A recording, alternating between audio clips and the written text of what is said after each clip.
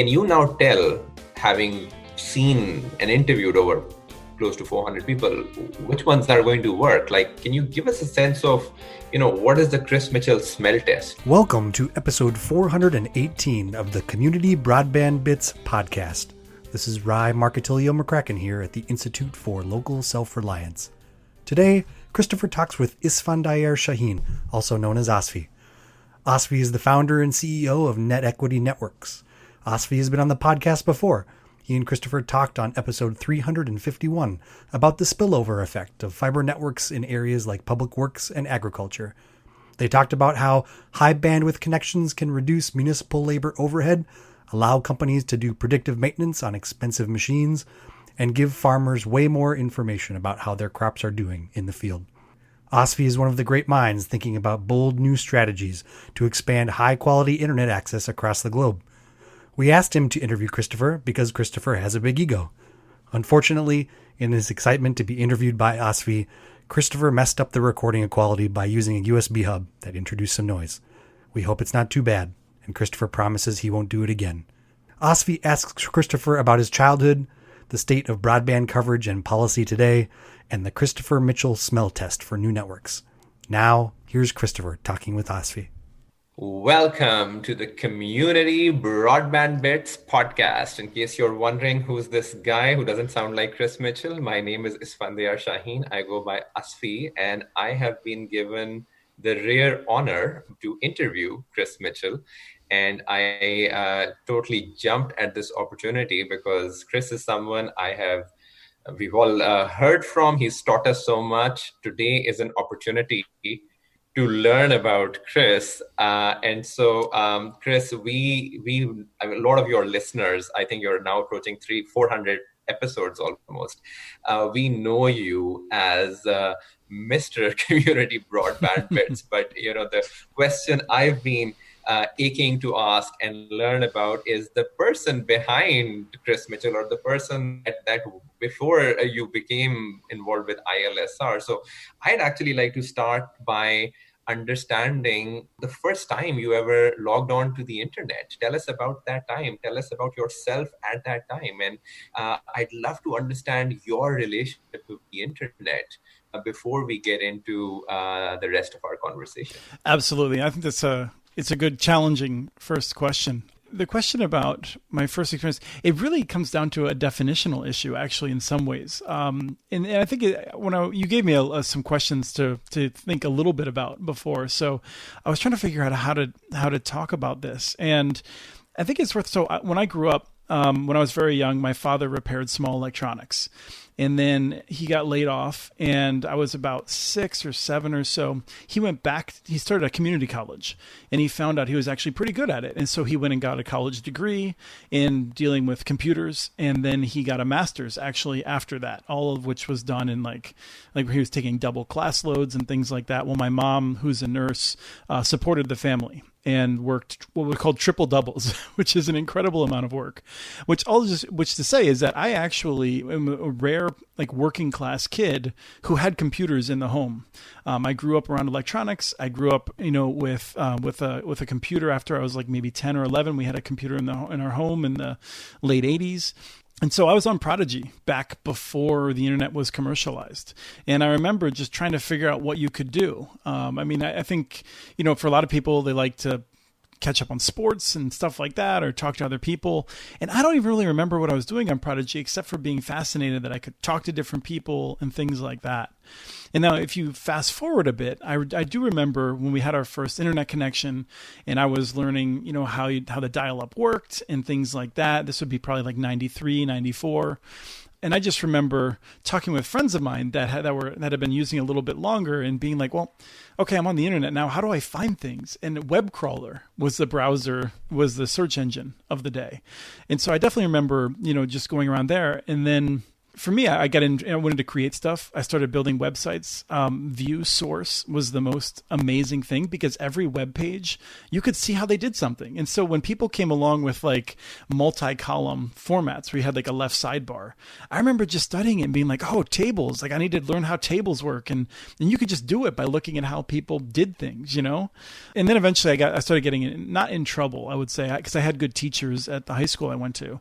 But when I started being able to do independent research, I was looking into things like the School of the Americas, in which the United States was training people, ostensibly mostly from Latin America. And what we were supposed to be doing was teaching them about the importance of civilian rule and democratization and things like that. And unfortunately, many of them learned other lessons, which I think were also taught there. And they began mass killings and torture squads and things and I was in high school and I'm just sort of like finding this stuff on the internet and I'm half of me's like, is this real? You know, when they published the actual training manuals from Fort Benning, I would report on them in school. And I think a lot of the kids probably thought I was a conspiracy theory nut. And my teachers were also sort of interested in the internet. And so they encouraged me and I tried to learn how to do better research and sort fact from fiction. But, you know, in some ways I feel like I just hit a lot of the lessons everyone has learned, but I hit them a little bit earlier.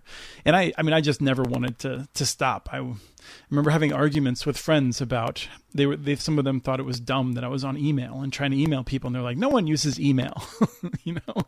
And so I don't know. Like I have a lot of different memories. I mean, I learned about networking by trying to set up Doom 2 LAN parties, and trying to do 4 people in a basement with these like large computers and these big heavy monitors and like and carting this stuff around in order to play this game where we'd shoot each other, 4-person 2v2. Well, actually, I think it was everyone for themselves at that point. I've loved it. I had a business in which I was designing websites and doing some server administration. I'd volunteered with different efforts over the years to provide like independent media that was non-corporate, and I learned a lot of server administration that way. So I feel like the internet is in some ways it was a part of my late childhood and in teens growing up, and I've just always been very active on it. Amazing. And Chris is lovely memories of Doom, by the way. I mean, I don't know if I brought back like my memories of using that cheat code IDDQD, which is switch on God mode. I don't want to get distracted by conversations about Doom. Tell us a bit geographically where you grew up and what point you realized that internet access is so unequal. And also tell us a bit about what the status of internet connectivity is in areas where I grew up in eastern Pennsylvania, near Allentown, Pennsylvania. I lived in Allentown for a while. My family moved out. And then I think it was 92 or 91, we moved to Minnesota. I always forget which. I moved to Rochester, Minnesota. And that became, sort of my love affair for Minnesota. I've lived here ever since. I think I learned a lot, and being in Eastern Pennsylvania shaped me. But I love Minnesota. For most of the time that I've not lived in the Twin Cities, in St. Paul specifically, the internet was, I would say, fairly equally distributed in that anyone who had a telephone line could have the same access as anyone else. Although for some people, they would have had to dial long distance to connect, perhaps. It's only really after the late 90s, early 2000s, where speeds varied by geography in many ways. Although, there was work in rural areas to set up modem pools for dial-up back in the day. And so, I would say the access was more about having the literacy and the devices historically. But I've lived in St. Paul, Minnesota since I went to college here. So that's almost 25 years now. And in that time, we've certainly seen an internet access because the speed has gotten so much faster in some areas, but not others. It's more of a recent phenomenon where you have this lack of access.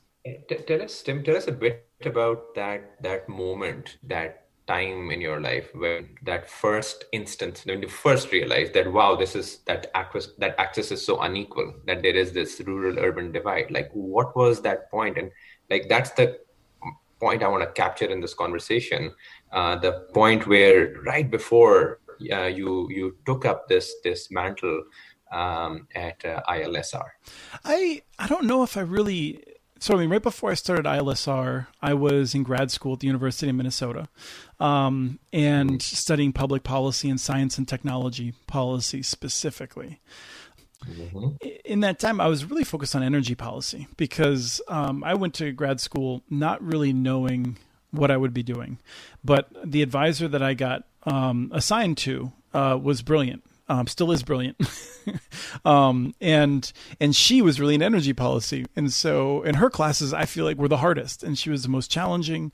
It was actually her first year as a professor. She'd come from EPA, where she'd worked both in the private sector previously, I think, and in government, and was very interested in energy policy. And it was the classic drinking from a fire hose.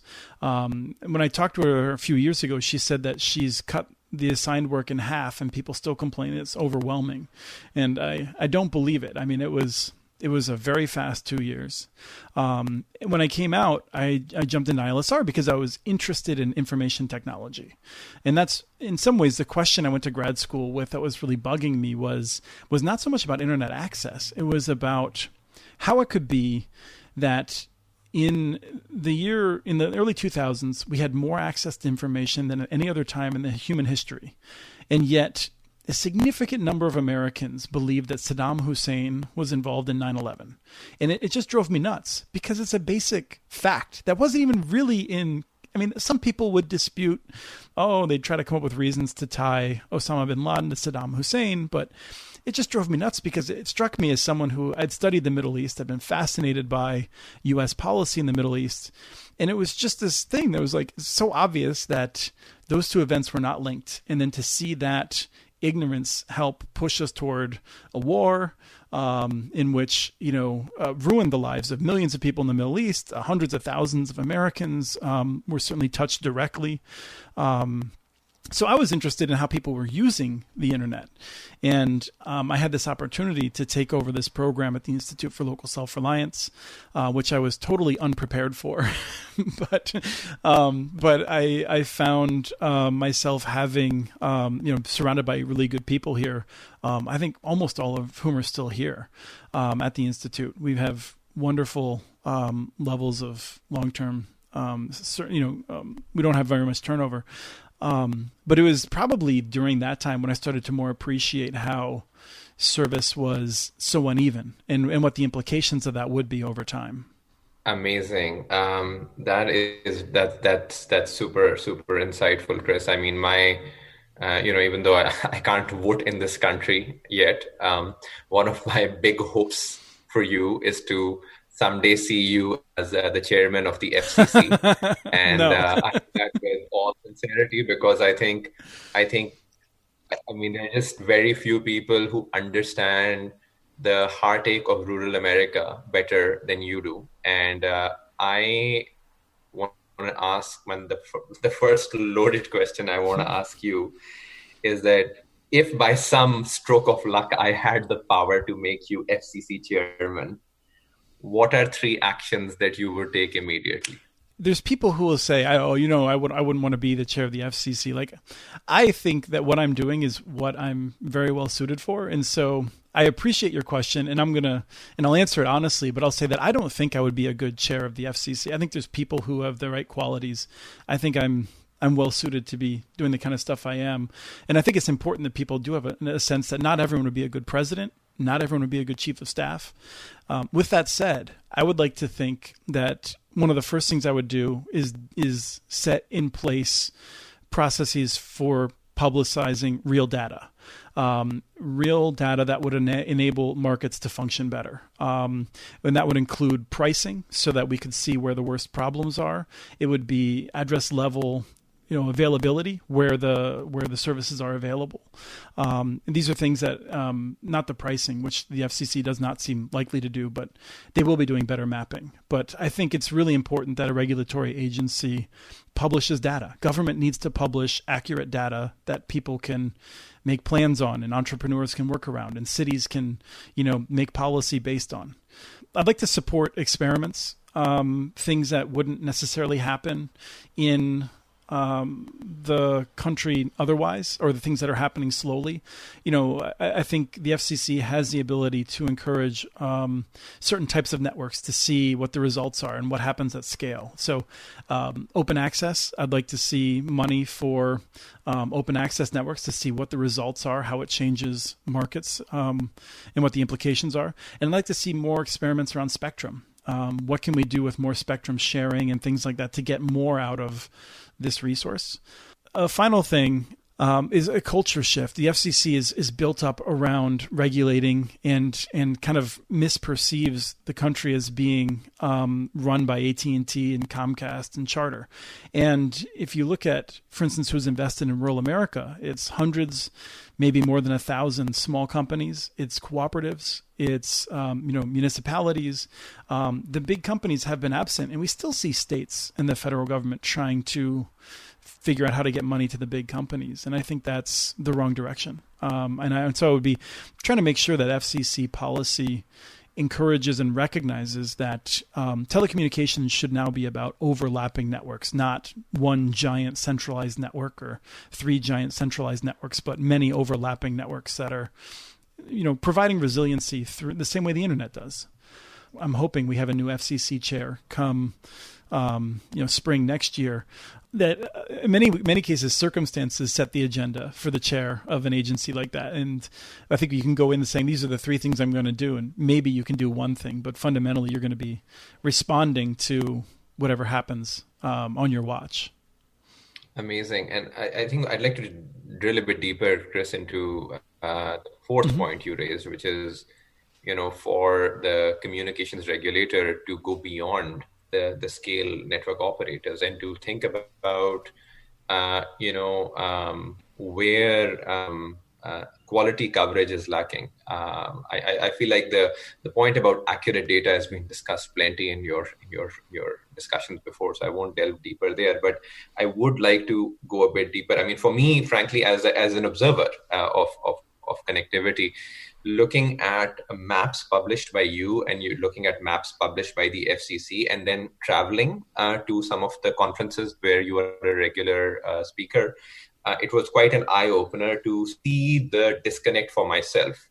And so my question I want to ask you is, you've been following this initiatives by municipalities, by cooperatives, by smaller operators to make connectivity happen in rural areas, and a lot of times it is through fiberization. And I mean, I use fiberization as something that's synonymous improving connectivity, but certainly not attached to that being the holy grail and the only option. Broadly, I want to ask you that when you look at genuine initiatives that are happening in rural America, and particularly as it relates to fiberization, are they currently happening faster or slower than you had anticipated, say, 3 years ago? And I'd like you to remember, some of you do this lovely show where you look back at forecasts and predictions with some of your colleagues, and then you kind of see, what did I get right, what did I get wrong? So you guys do that annually, but if you were to take a 3 to 5 year view on, what were you thinking 5 years ago? Give us a bit of a broader time horizon perspective. Are things going faster or slower? Love to hear. Depending on the issue, both. I think I say both because I thought that we would be further along, and I think to some extent it was incorrect reading of what was possible given supply chains and things like that. I mean, even if, let's say that someone came along and Bezos said, I'm going to liquidate my entire wealth right now and we're just going to build rural broadband, and it'd still take a while. So in some ways slower, but on the other hand, we're in such a better position right now. It was about last year when I realized that the small independent telephone companies were really pushing hard into fiber and high-speed services. And I hadn't noticed it. It had happened before a year ago, where there's sort of a tipping point. And And in my mind, I was still thinking back to maybe like 5 years ago when the telephone companies reacted with hostility to the idea that DSL wasn't good enough. In many cases, and they laughed at the idea of a gigabit. Nobody needed it was their argument. They like to make fun of Google, and they still do. But independent telephone companies have really gone. There's always been some, there's always been like 10-15% of the independent telephone companies that have been very forward thinking. And that includes a number of the cooperatives. But now it seems like most of the independent telephone companies have gotten it for a while that they need a higher quality product. They need to deliver very high quality speeds. And so I think that's very good for rural America. And then, the electric cooperatives coming online is just, it's remarkable. It seems like it's probably not every week on average, but I think I've seen 3 announcements in the last week or 2 alone of Southern electric cooperatives deciding to commit to fiber. Some of that may be with plans of getting auction from this FCC auction that's coming up, the Rural Digital Opportunity Fund. But I really think that much of rural America is going to be covered in the next 5 to 7 years. And I think it's going to take longer for some other areas, in part because what do you do if you have like a part of, let's just say, Kansas, and no one is stepping up to cover it? It's hard to figure out how you solve that problem. And I think often the regulator answer at the state and the federal level has been satellite. But we need to entice someone to expand. And if that means a cooperative, well, that cooperative probably has to expand its own service internally first and make sure all of its customers are covered before they can then expand to a new area where they haven't historically served. And so this could take a while to work some of that out. But I don't think of rural broadband as a puzzle anymore. Rural broadband is something that needs money. We know how to solve it more or less, but you look at something like the challenge in urban areas with where there's already cable service, but it's unaffordable. That's a political nightmare because of the power of the cable companies to solve it. And I think that's the hardest challenge we have in broadband today. That is fascinating. I think that's the first time I've heard you talk about the upcoming challenge in urban areas. But before I go there, you've seen so many initiatives, right? Like you've seen co-ops, you've seen munis, you've seen small telecom operators. So I'm going to just bundle them all into, I would call them affordable connectivity initiatives in markets that are not traditionally covered by large corporations. Can you now tell, having seen and interviewed over close to 400 people, which ones are going to work? Like, can you give us a sense of, what is the Chris Mitchell smell test? Like you see something, I'm sure you have a good gut instinct now. You're like, you see something and you're like, I can see these guys pulling through. You see something and you're like, I don't think this is issues. What is that Chris Mitchell smell test? Help us understand that. Well, I appreciate the praise. I think I've tried to develop my smell test in part by looking at people that actually have a lot more experience than me. Consultants that have often been very open with me, perhaps after a drink at a conference. That's where I've learned quite a bit as well in terms of what they see happening. And there's 2 things that I immediately look for. I think one is, in particular for any kind of a project, is what is the financing plan? If the financing plan is we're going to find someone that's just going to give us free money and we're going to keep hoping to find that, then that doesn't seem very realistic. Whereas if a financing plan is, okay, we're going to bond for this amount, we're going to borrow that amount, we're going to take some sort of risk. We've had these important discussions in which we're putting skin in the game in a meaningful way. To me, that suggests a level of responsibility that suggests more likelihood of success. And the other piece of it is, and this is more true of municipal broadband than a very rural cooperative type approach, is the marketing plan.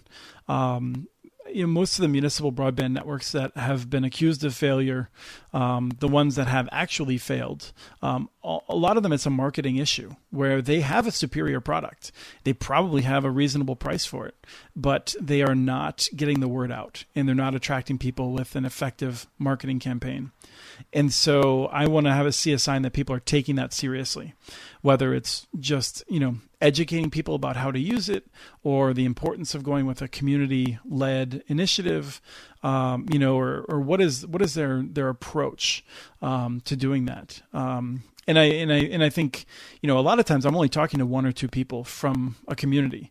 And so it's hard for me to really get a deep sense of what's happening, but looking for some level of community buy-in is a part of both of those, I think. If it's like two people that have a really good idea, even if they're really smart and really capable, if they haven't done the work on the finance, if they don't have a good marketing plan, it's often a sign that even if they have the right analysis, it's not necessarily going to go anywhere. Awesome. So share with us an example of one very cool financing or funding technique that you've seen, and one very cool marketing technique that you've seen of all the areas that you've covered. Like, what stands out, top of mind, cool financing play, cool marketing play of everything, out of everything that you've seen? Well, I really like the way RS Fiber structured their financing. We wrote a report on it called Fertile Fields. It's a broadband cooperative out of Minnesota. It has had some challenges in that they have seed capital. Half of it was provided by a loan from the cities, and that helped to unlock the rest of the loan through a complex arrangement that we discussed, but basically is that the cities paid a portion of the cost but absorbed almost all of the risk. And I like the creativity there. Now, in part because of some challenges that they had to make good on that, and they've had to use tax dollars to supplement the network in the first 2 years that they had to pay debt because they had not hit all of their goals for revenue. And when that happened, I was at the meeting where they voted for the cities to pay that out of the levy. And the only questions that were asked were, well, when is the network going to expand? People weren't upset. They still viewed the network as being a very good deal for the community. And that is because there was a lot of community buy-in and work that had been done. But I think too many people think, oh, can we bond for 100% of this network? Or can we get a grant for 50% of the network? When you should be thinking, maybe we can build this network over here in this way, and maybe we can arrange different financing in that way, which is, as I would say, my criticism more largely fits together with this idea that too many places are trying to figure out how to do something all at once or using only one mechanism. And I think a lot more communities would be better served if they tried something incremental rather than just trying to figure out how to do it all at once. So that's a financing model that I think is really good, is that model of trying to piece together different financing arrangements that fit together nicely. In terms of a great marketing, I go back to Kyle Hollifield, who's been on the show a few times. He's been is someone who's taught me a lot over the years. He's a marketer, and he would talk about how his marketing strategy really built on the utility as a whole in the community, and so this would be relevant for electric utilities or municipalities that also do other services, because in many cases people don't have a choice for some of your services, and so it's weird to think of how to advertise that. But what you want to do is you want to create a feeling of community. And so one of the things that one of these places did was they would sponsor like equipment for sports teams for kids. And the reasoning was that he put it to me was, when grandma gets a knock at the door and someone says, hey, I can knock $20 off your internet bill or your cable bill if you go with us. Grandma's thinking, yeah, but my grandchild's wearing soccer cleats that they got from the utility, and my loyalty is with the utility. And so I just think it's not a billboard, it's this sense of community that is being built. And I think it's a challenge to do that, and just throwing soccer cleats at every family isn't going to do it in every community, but it's that sort of creativity. Just one thing I want to share, Chris, since financing is my world. I think a lot of times developing this distinction between financing and funding is important. And I think that, financing, as you know, is bringing the actual cash to do the construction. Funding is figuring out who's going to pay for it. And I think that, more and more, as I'm seeing internationally, even since my focus is outside of America, I think more and more what I'm finding with the fiber networks, particularly rural fiber networks, is that if the funding equation can be solved, where an entity can say, I will assume demand risk, then the financing follows very easily. And it's this is another time I'll love to discuss this concept of the availability payment scheme with you. It's something that was used in Indonesia, and I really hope that that's something that we get to see more of in parts of America. We could probably simplify a little bit by just saying that almost all of the challenge is in who bears the risk. And I think this is something that we have government specifically to accomplish things we can't do individually. It's about like solving these things. It's about bearing risk. And so, So I will stop you there. I'll stop you there. Okay. I'll say this, Chris, that see, risk is a spectrum. Risk is a spectrum. Just like trust is a spectrum, risk is a spectrum. Like risk to do what, right? And I think the more that spectrum can be broken down, the easier risk digestion can become. Like honestly, like this is like what we're seeing work fairly well. But I mean, particularly with fiber initiatives, one scheme that I've seen work really well is if the private sector is told, hey, your responsibility is to ensure you construct it and you keep this thing on. We will find a way to pay you if you can keep this thing on, but we're going to pay you a fixed amount. You can't just keep charging us more and more as more and more customers start using this.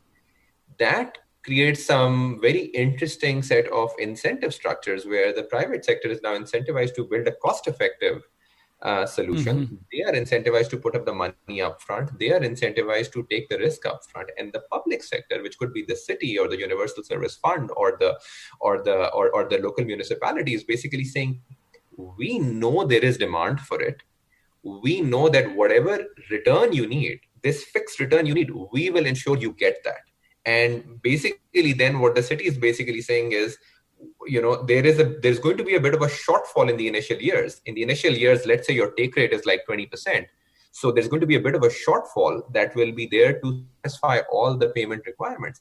If literally the city just says, I'm willing to pay for this shortfall and I will no longer be on the hook when this shortfall is not there, just that little tweak can start mobilizing an incredible amount of dollars. And so I think this is where I think like it's important to draw that distinction that what are we, who is bearing exactly which risk?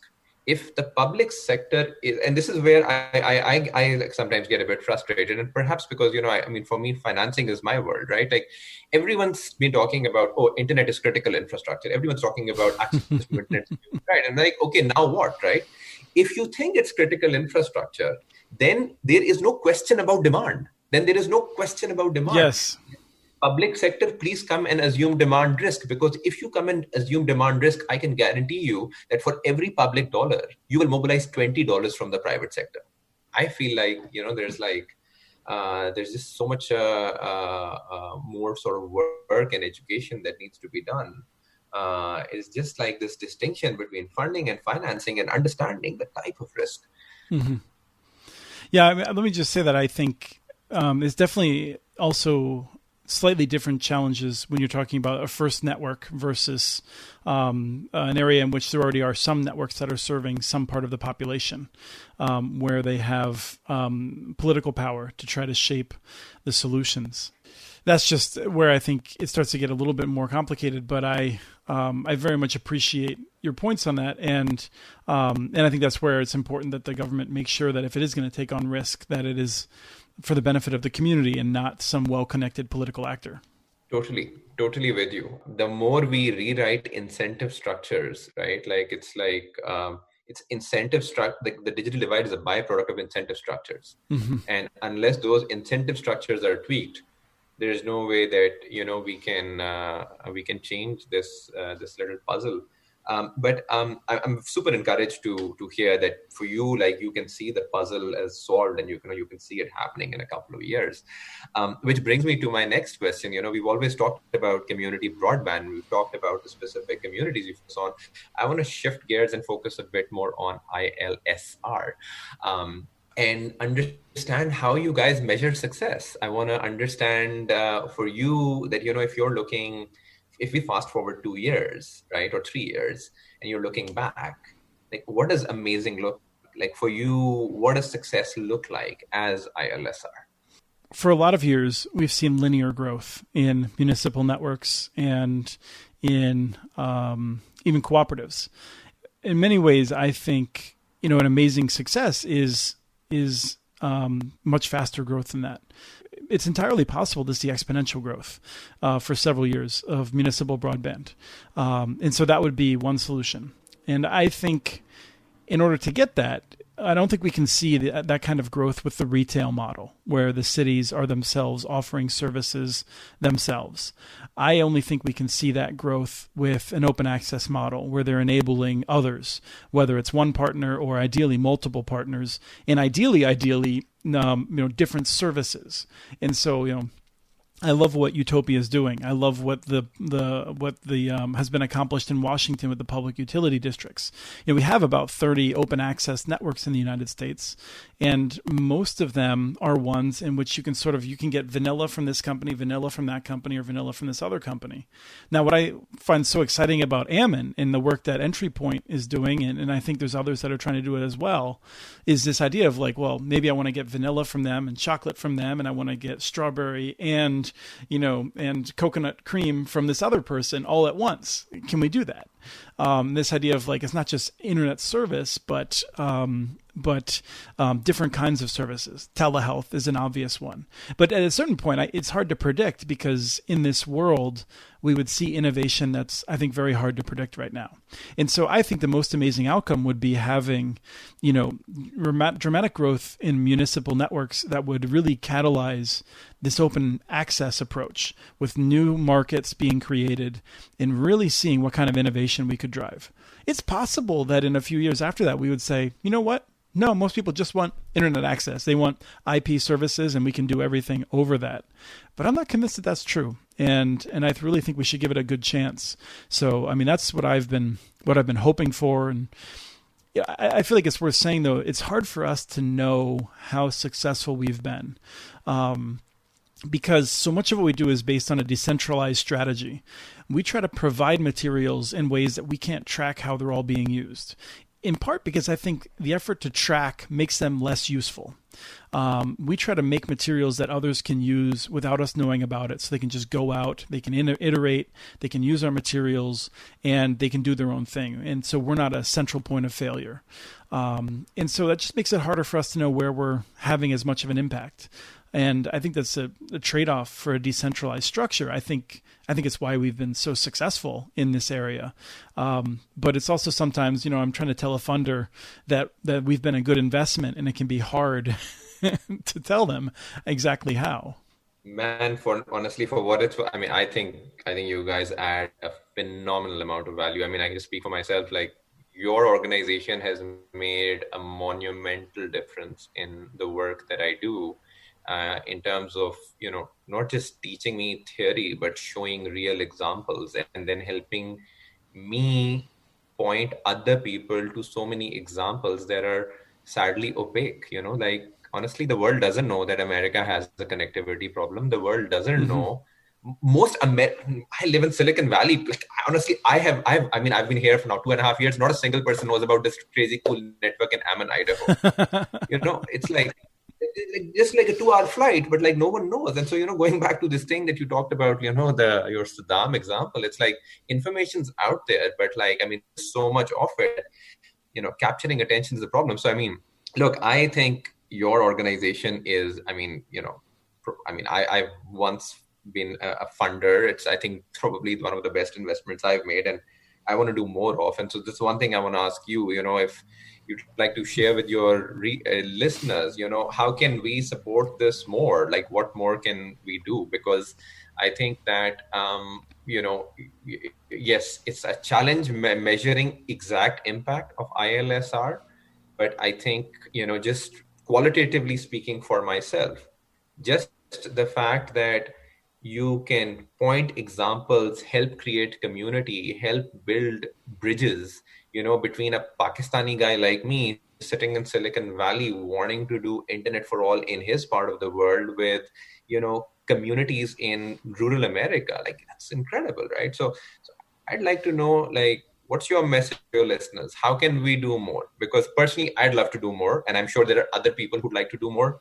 Tell us. Well, there's an irony in my answer because I'm sadly overwhelmed in email. I have a wonderful team, and we get more requests than we can help with.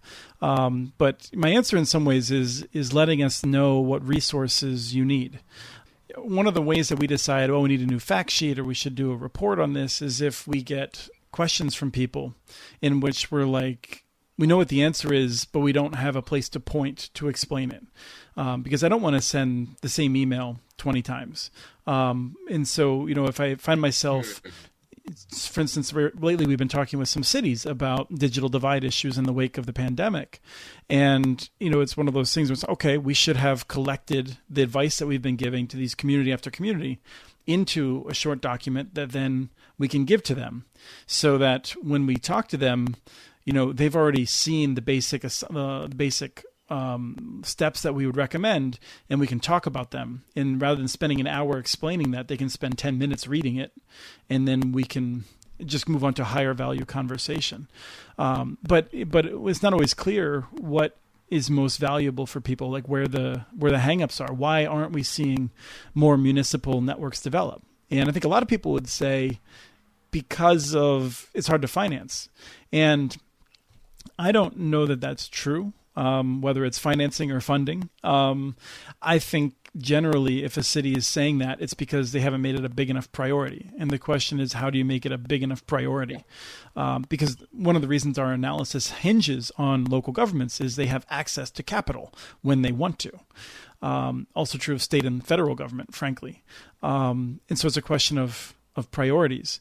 And so for us, I think it is a question of, okay, what materials do we need to produce that will help folks that are active on the ground or may already be on city council or a mayor, but how will they convince others around them that this is a priority worth investing in? I think that's, where we're constantly trying to figure out how, making sure that the time we're spending into creating resources is making the right resources. That's really interesting. I think, my 2 cents over there, Chris, would be that as with the influx of information, attention is becoming scarce. And a lot of times people find it hard to internalize information that is written in text form. And I think maybe I should do an audio show. One sort of thought could no, I think, honestly, it's like, it's something even more basic, right? Like, if there's like a Zoom room, like people can tune into where, you've got some well-wisher listeners who are willing to share their knowledge, because I think a lot of times, it's that human touch that's also required with a bit of hand-holding that's needed, right? To say that, hey, look, if you need to just talk to someone about getting this initiative off ground, give us a call.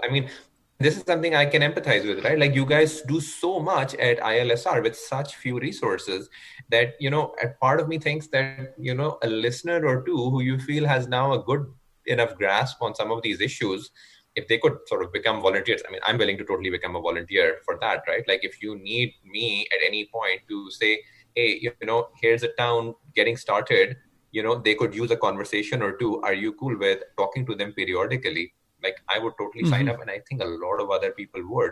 And I think that is maybe just that's a good idea. One way to perhaps start that would be once a month having a kind of open Zoom call where people could bring their questions and chat about it for an hour and hear from others who might have similar challenges. We did that, 5 years ago, and we did it twice. There wasn't a lot of turnout, but a lot's changed since then. So I could see trying to do a series of those where that could be the first start, where you come to sort of an open discussion, and then may get paired off with people like you. Yeah, no, and I think I think this is kind of the challenge with internalization is like, it's like, that cliche, right? Like, it's not a cliche. It's like saying that when the student is ready, the master emerges. It's like, unless the listener is really ready to absorb the lesson, there's no point. And so I feel like, maybe sort of one hack around that could be that, like scheduling something, if it could literally just be like, a room that is open, like for 4 hours a day, which is just, manned by or like, held by like one individual, either in your org or someone. And it's the idea is that, like, there's this little room, there's this little cafe, virtual cafe that's open, and you can just get in there and you can have a chat, and it can be a very general chat. And I think, like, Office hours. maybe, and this is something I've been thinking about the COVID world as well, right? That, how do we create those spaces where, more fluid dialogue can happen? But good to know. And I'd be very interested, in what sort of some of the other listeners who are listening in think about ways we can support ILSR beyond financial contributions, because I think what you guys do is amazing. And I mean, any just about everyone I've come across is a huge fan of you and this show, which brings me to my last and final question, Chris, and that is that we can see rural broadband, or in God, I mean, God willing, I'm optimistic. I think America will solve its broadband problems the next 5-6 years, and I think after that, it'll be really exciting to see what this economic engine does. Because I've always said this, that it's the biggest economy in the world with the worst broadband ever. Imagine this economy, this sort of spirit getting, like, a Singapore style or South Korea style broadband. What's going to happen to America then? So, I mean, I remain very bullish on America, but this brings me to that question. When that happens, when Internet for All has happened across America, what are you going to do? What's next for Chris Mitchell once there is no connectivity battle to fight? Because I do think that day will come, and I'd be curious to know what's next for you after this world. I'm not entirely sure that you're right about there being no battle to fight, but I think you might be right in the larger question, in that I think my skill set and personality does better on the frontier than it does in sort of a well-established field. And I think there will be fights on connectivity. If I look at the history of electrification, the big Wall Street interests are constantly trying to figure out how to take over something that is so essential. Because when something becomes essential, it means people will pay a lot for it.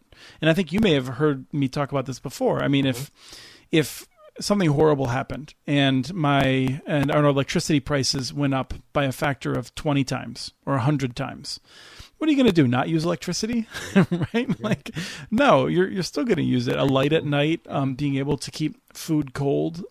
These things are essential. And so Wall Street, sort of minded folks, they know that. And so they're trying to figure out how to get a piece of that action. And we're going to see that with internet access for a long time. And so I think there will be work to be done long after we have accomplished a lot of the goals that we've set out. But like you said, I think I like to be in areas where it's a little bit more of a frontier. And I mean, this isn't as much of a frontier, I guess, in some ways. I mean, it's something that's been a fight for a long time, but I feel like something that it needs a different approach, and that's housing. When I look at the racial inequity that America has in particular, so much of it seems to be centered around housing wealth, the legacy of it. My family went from working class to being very successful in part because of the GI Bill. My father served. That was a mechanism that he then, did very hard work. Both of my parents worked extremely hard. And yet they also, benefited from being able to live in any neighborhood that they wanted to. They benefited in many ways from a privilege we haven't extended to lots of people. And you and I talked a little bit on LinkedIn where I was saying, I think housing is one of the most important things. And you were saying, what about internet access? And I think internet access is important, but like intergenerational wealth from housing is so important for how we've built America. And so that's something I could see myself just really wanting to bury myself in. That, and also family leave policy is something that I just think is really important when I look at, again, how important family is and how many millions, tens of millions of Americans aren't able to care for loved ones. Whether it's parents or whether it's children, that one has to care for. It ruins lives when you can't be there. And I feel like for all our material wealth, we need to have a good solution that is both business friendly and family friendly to making sure that that we can do that. So I mean, it's policy issues. Like, I mean, I'm interested in policy, and so those are two that I come back to. Very interesting. One, if I may suggest, Chris, because I mean, I very much, I say still, I see Wall Street's perspective quite a bit. Sure. So I need to respond to something that you said. It's like, consider understanding incentive structures, right? Like I'll say this, like corporations are not evil, right? Like no CEO is sitting there saying, I want to go and take AT&T's over might poor be. people. It's like what gets measured gets Right. done. What gets measured gets done, right? It's like if shareholders are saying we're going to hire a management team to maximize total shareholder return, then that management team is going to try and maximize total shareholder return. And if the underlying structure is looking to, is going to result in a market failure. I mean, I think you raised a really good point about electricity. Like one of the reasons we don't end up seeing a 20x increase in electricity is because it is a rate-based driven Right. business model. It's like based on a fixed return on capital. Telecom is based on average revenue per user, which is high in urban areas, low in rural areas, or like there's you earn more in urban areas. And so I think like, one area if I consider is worth sort of looking into, and I think you're so well placed to like bridge that gap is why do corporations behave the way they do? It's like, literally if there's a way to tweak that incentive structure, I mean, behaviors may change. And so just something I thought I'd leave you with, Chris. Yeah, no, I mean, I think you're familiar with some of our other work across ILSR. My colleague Stacy Mitchell is very focused on this. And you guys are related, right? No, we're not. You're not, no relation. No relation. Okay. Yeah. No, it's an ongoing joke in which I always pretend that she's just embarrassed that I somehow ended up with a name that's the same as hers. But the thing is that I feel like the incentives are essential, and that's what I've come down to. I agree with you 100% on that. And the challenge is where the incentives are set by corrupt legislation, because the people that have economic power write the rules. And that's where our fundamental analysis is that by decentralizing power, it doesn't make it inevitable that the common man or common woman would write the rules, but it's just the closer we get power to Main Street, the harder it is for massive corporations to basically write all the rules. And that's in short what we do at ILSR, is try to figure out how to get better rules so we can have a stronger economy that is more centered on, community values and benefiting the communities. Amazing. On that, I'm totally with you, Chris. It was an absolute pleasure. This was my first ever interview. I've never interviewed anyone.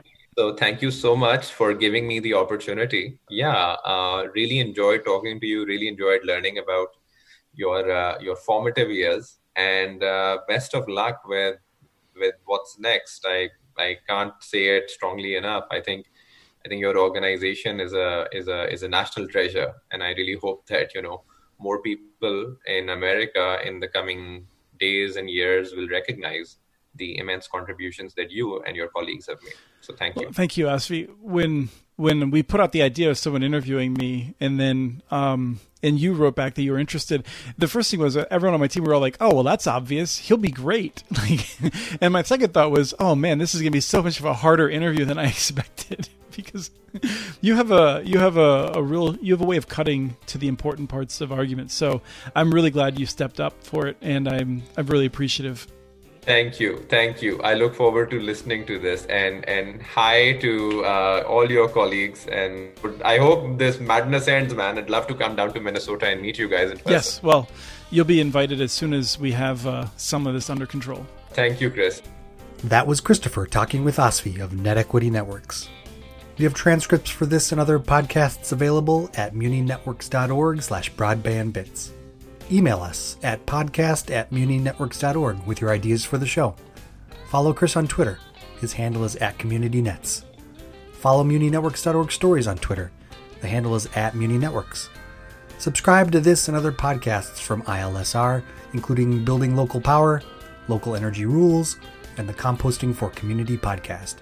You can access them anywhere you get your podcasts. You can catch the latest important research from all of our initiatives if you subscribe to our monthly newsletter at ilsr.org. While you're there, please take a moment to donate. Your support in any amount keeps us going. Thank you to Arnie Huseby for the song Warm Duck Shuffle, licensed through Creative Commons. This was episode 418 of the Community Broadband Bits podcast. Thank you for listening.